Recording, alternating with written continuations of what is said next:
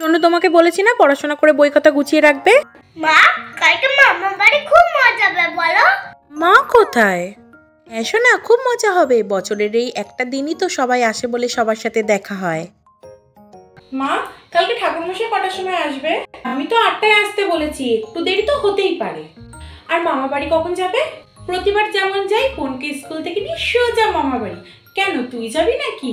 না, বলছিলাম কি, যদি তোমরা কালকে বিকালে মামা বাড়ি যাও। কেন? না, তাহলে আমি একটু বন্ধুদের সাথে সকালে সিসি2তে যেতাম। সিসি2তে যাবি মানে একা একা এত দূরে? না না মা, পল্লবীর মা বলেছে আমাদের সাথে যাবে। পল্লবীর বাবা কালকে অফিস যাওয়ার পথে আমাদের ড্রপ করে দেবে বলেছে। আমি তো জানি তুমি আমাকে একা একা ছাড়বে না, তাই আমি বলে এসেছি আমিও যাবো মা। বাড়ি ফাঁকা থাকবে নাকি?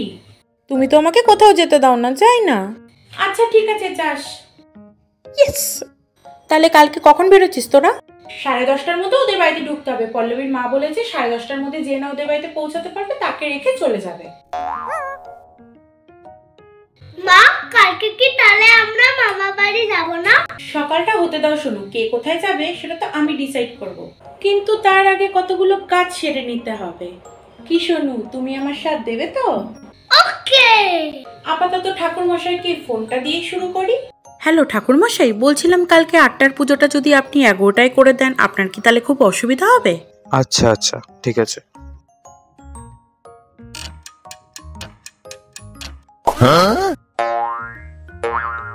এদিকে ঘড়ির টাইম হয়ে গেল 1 ঘন্টা স্লো।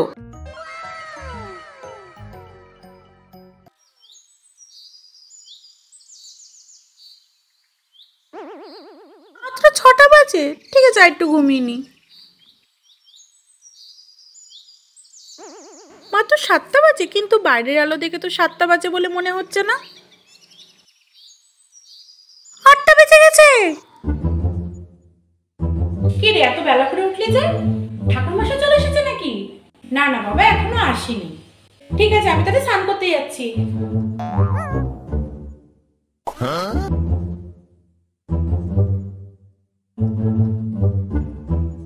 এই দিদি, আমাকে সার্ট করিয়ে দে না। আমি এখন পারবো না। ওকে স্নান করতে কতক্ষণ লাগবে? একটু করেই দে না। আমি কিন্তু ছাদে সার্ট করব। আবার ছাদে? আচ্ছা ঠিক আছে, চল। মন ঢং করিস না কিন্তু, তাড়াতাড়ি করে স্নান করে নে।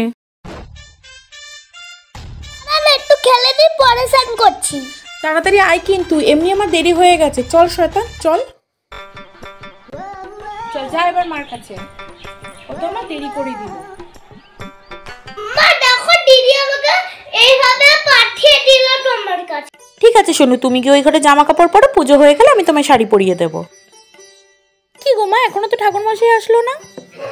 হ্যাঁ রে মা, কোনোবার তো এত দেরি করে না, এবছর যে কেন এত দেরি করছে কে জানে। আমি রেডি হতে যাচ্ছি, রেডি হতে হতে যদি ঠাকুর মশাই না আসে তাহলে কিন্তু আমি অঞ্জলি না দিয়েই চলে যাব। তুমি কিন্তু কিছু বলতে পারবে না। আচ্ছা আচ্ছা ঠিক আছে, তুই রেডি হতে থাক, আমি নিচে গিয়ে দেখছি অন্য কোনো ঠাকুর মশাই পাই কিনা। আচ্ছা ঠিক আছে। হ্যাঁ রে মা, তুই রেডি হতে থাক, আমি বরঞ্চ নিচে গিয়েই দাঁড়াই। তোর তো আবার বেরোনোর সময় হয়ে যাচ্ছে।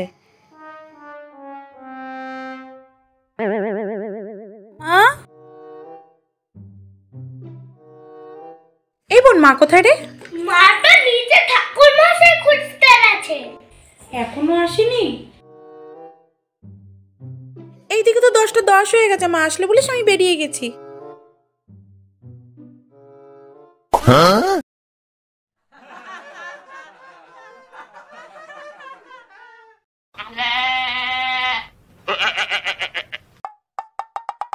আরে খোল। কি আছে দিদি? দেখ না, মা মনে হয় বাইরে দিয়ে দরজা বন্ধ করে চলে গেছে। মা, তুই আবার কি করে যাবি? তোমার আর যাওয়াই হবে না। হ্যাঁ শোনো, যাবে কি করে বলো?